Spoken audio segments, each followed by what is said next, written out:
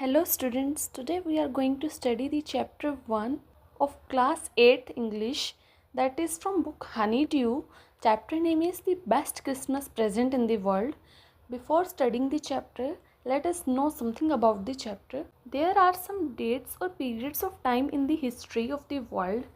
कुछ डेट्स होती हैं वर्ल्ड की हिस्ट्री में या फिर कुछ पीरियड ऑफ टाइम ऐसा होता है that are so significant that everyone knows and remembers them, जो इतना ज़्यादा इम्पोर्टेंट होता है कि सब लोग उसको याद रखते हैं और उसके बारे में जानते हैं. The story you will read mentions one such date and event. जो स्टोरी अब हम पढ़ने वाले हैं उसमें ऐसी ही एक डेट को मेंशन किया गया और ऐसे ही एक इवेंट के बारे में बताया गया है.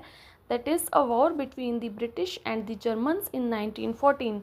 किस बारे में बताया गया है? ब्रिटिश और जर्मन्स की वॉर के बारे में जो 1914 में हुआ था.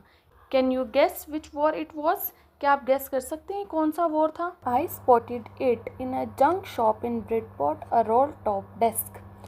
मैंने इसे कहाँ पर पाया? किसे? अ रोल टॉप डेस्क को एक जंक शॉप में. जंक शॉप कौन सी होती है? जो सेकंड हैंड गुड्स को बेचती है.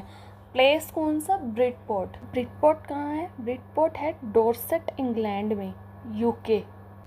ये है एक roll top desk. The man said it was early 19th century and okay.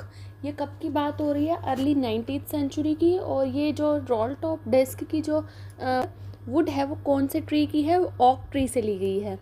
I had wanted one. मैं एक चाहता था but they were far too expensive. बट वो बहुत ही ज़्यादा महंगी थी. This one was in a bad condition. The roll top in several pieces, one leg clumsily mended. ये कह रहा है कि जो ये वाली थी ना, ये बहुत ही बैड कंडीशन में थी और जो उसका रोल टॉप था वो बहुत सारे पीसेस में अलग अलग हुआ हुआ था. और उसकी एक जो लेग थी क्लमजीली मीन्स बहुत ही बुरी तरह से मेंडेड, बुनी हुई थी. जैसे उसको ठीक कराया होता है ना, कभी ख़राब हो गई होती है तो अच्छे से नहीं हुई थी ठीक. Scorch marks all down one side. एक साइड सारे जले हुए. Scorch mark means burn marks. सारे जले हुए के निशान थे. It was going for very little money. ये बहुत ही कम पैसों में मिल रही थी.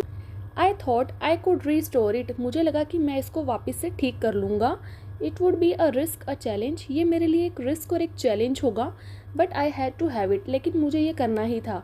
आई पेड द मैन. मैंने मैन को पैसे पे किए. And brought it back. और उसे वापस ले आया. To my work room. अपने वर्क रूम में. At the back of the garage. अब जो उसका वर्क रूम कहाँ था? गैराज के बैक साइड पर. I began work on it on Christmas Eve. मैंने उस पर क्रिसमस की शाम को काम करना शुरू कर दिया. I remove the roll top completely and pulled out the drawers. मैंने उसका ऊपर का जो रोल टॉप था उसे पूरी तरह से उतार दिया और ड्रॉर्स को बाहर निकाला. The veneer had lifted almost everywhere. Now what is veneer? Veneer is a thin layer of plastic or decorative wood on furniture of cheap wood. Means किसी सस्ती लकड़ी के ऊपर एक प्लास्टिक या डेकोरेटिव वुड की लेयर चढ़ा देते हैं ताकि वो सुंदर लगे. ठीक है. स्पॉटेड इट, सॉ इट या found it. Scorch marks, burn marks. Was going for, was selling for. Restore means repair.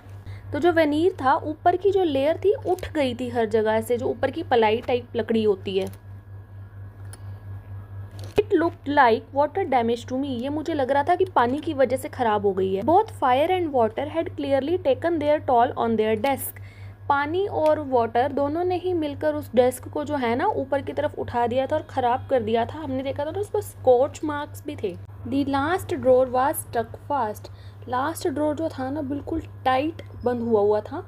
I tried all I could to ease it out gently. मैं इसको आसानी से निकालने के लिए जो भी कर सकता था मैंने किया. In the end I used brute force. लास्ट में मैंने क्या किया? बहुत ज़्यादा फोर्स लगाया. I struck it sharply with the side of my fist. मैंने अपनी मुट्ठी के साइड से उसको, हाथ की मुट्ठी बना लेते हैं ना उससे, ठीक है, जोर से मारा. And the drawer flu upon two reveal a shallow space underneath. और जो ड्रॉर है एकदम से खुला और उसके नीचे थोड़ा सा स्पेस दिखाई दिया. अ सीक्रेट ड्रॉर, जो कि एक सीक्रेट ड्रॉर के जैसा था. There was something in there. उसके अंदर कुछ था. I reached in. मैंने उसे निकाला. And took out a small tin box. और मुझे क्या मिला वहाँ पर? एक small tin box, small black tin box. Sellotaped to the top. It was a piece of lined note paper.